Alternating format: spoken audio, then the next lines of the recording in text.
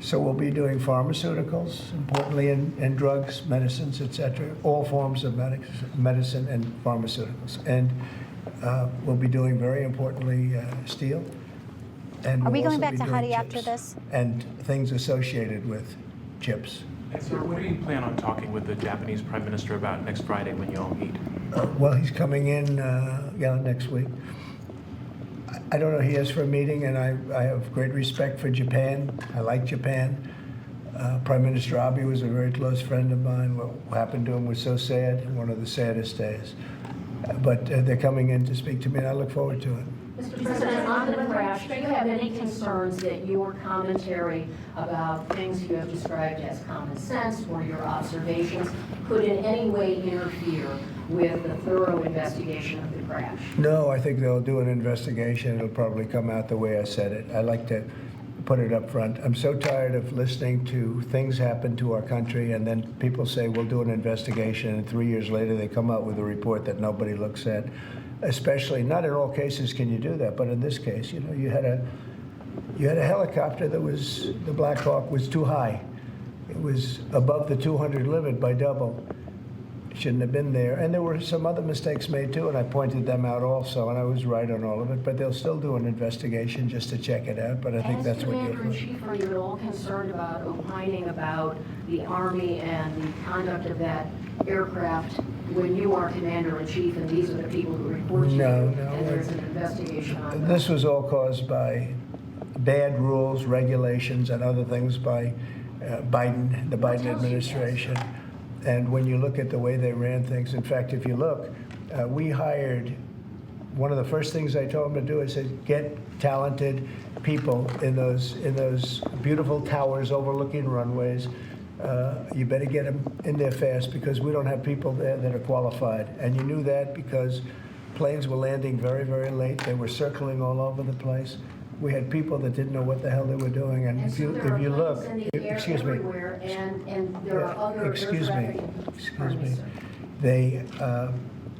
We have to have the best people, the smartest people, the sharpest people as control tower experts. And that's what they have to be. They have to be experts, and they have to be very smart.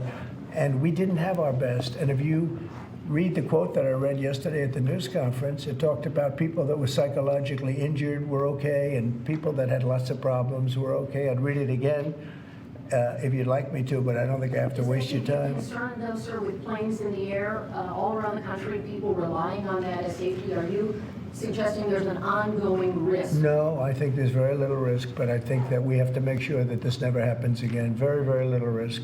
And we're taking actions that this can't happen again. The helicopter, as you know, was out of its zone. It shouldn't have been out of its zone. It was at the same height as the airplane. Now, the airplane was coming down on its track. It was perfect. It was in perfect shape coming down, and something was in its way. You can't let that happen. And it won't be happening again. And this was all because of weak rules in the Biden administration. And we're just not going to let that kind of thing happen again. And again, I could wait and I could, give a report in 2 years like they always do. And sometimes it's obvious. In this case, to me, it was very obvious. And I think I've been proven to be very correct. Yeah. Mr. President, what do you expect from your meeting with Prime Minister Netanyahu next week? I expect a lot of good things. From all meetings, I expect good things. Marco Rubio, as you know, is going to make a tour of various countries in South America. He's going to be meeting in Panama, where Panama's treated us very badly. They gave him, rather foolishly, a thing called the Panama Canal, the most expensive project we ever built, if you look at today's numbers. Most expensive ever built. We lost 38,000 men. In that case, all men, just about all men. 38,000 to the mosquito, to malaria and various other problems that you get from jungles. It was a tremendously costly event. We built the Panama Canal 110 years ago. Think of it, the most expensive development we ever did, and really one of the wonders of the world, one of the great wonders of the world. And we didn't give it to China, we gave it to Panama. And Panama's been ripping down all the China language signs. They've been working like mad to try, but about 70% of the signs were up, and they were written in Chinese, and that's not the deal. So we're going to take it back. They've already offered to do many things, but we think it's appropriate that we take it back. They've totally violated the agreement. We have an agreement. They violated the agreement, and Marco Rubio's going over there to talk to the gentleman that's in charge. Mr. Gaza, do you still think it's a good idea for Jordan and Egypt to be taking in Palestinians when they reject the idea and the Palestinians who are living now in Oh, Egypt? I think Jordan will take people, people from Gaza.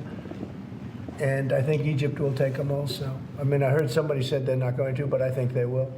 I feel confident they will. Mr. President, will tomorrow's tariffs include oil? What? Will tomorrow's tariffs be inclusive of Canadian crude? I'm probably going to reduce the tariff a little bit on that. We think we're going to bring it down to 10% on the oil. So it's 25% on the Canada side.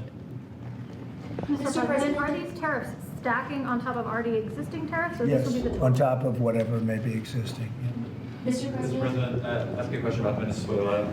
Rick Cornell was seen on state TV shaking hands with President Maduro. Is there any concern that that might lend legitimacy to the Maduro administration? No, we want to do something with Venezuela. I've been a very big opponent of Venezuela and Maduro.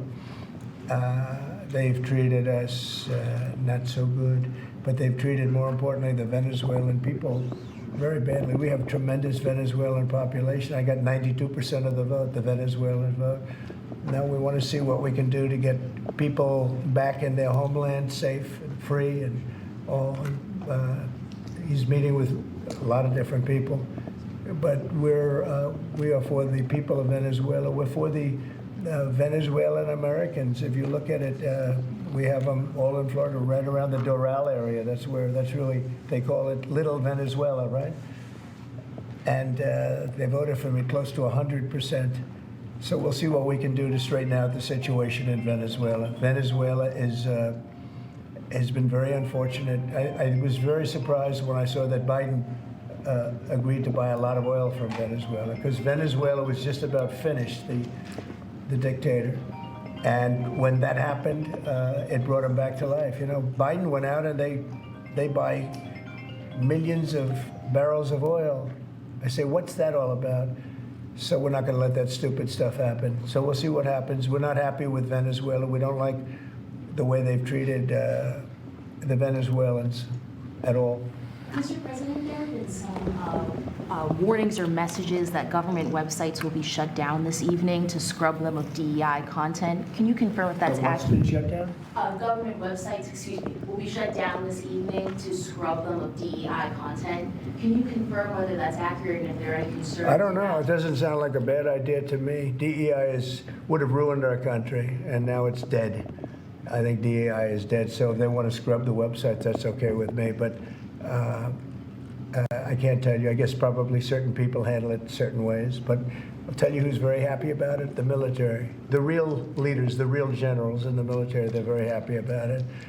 Doug is very happy about it. He's got a big group of people that are going to be working for him, really starting right now. He just got signed up, and they're very happy about it. He had a lot of DEI. Everybody did, but he has not been a fan. It was really hurting our country badly. It's costing a lot of money too. Do you see the kind of money we're talking about? Hundreds of millions of dollars for nonsense.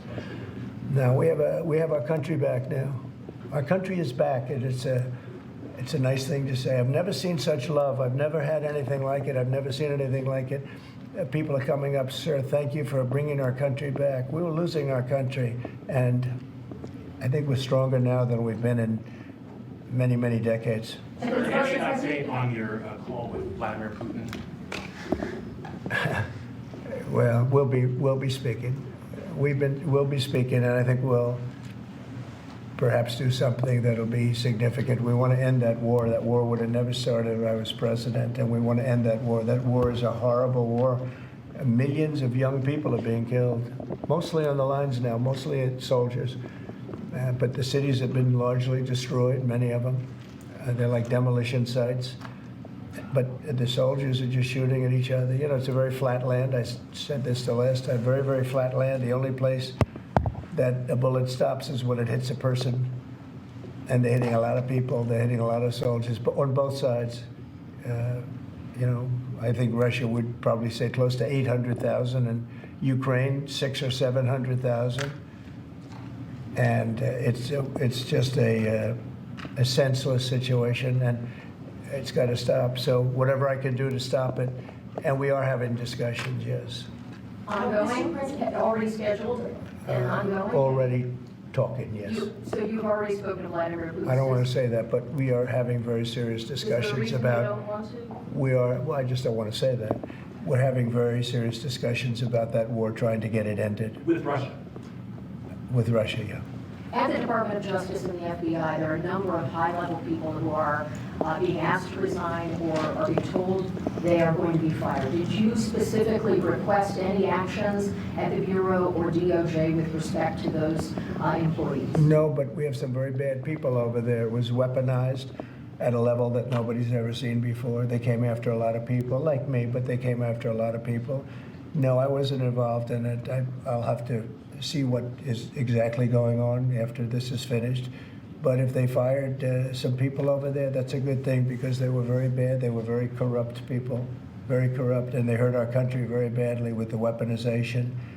They used the Justice Department to go after their political opponent, which in itself is illegal. Information. Truth is freedom. Is Newsmax. It's real news for real people.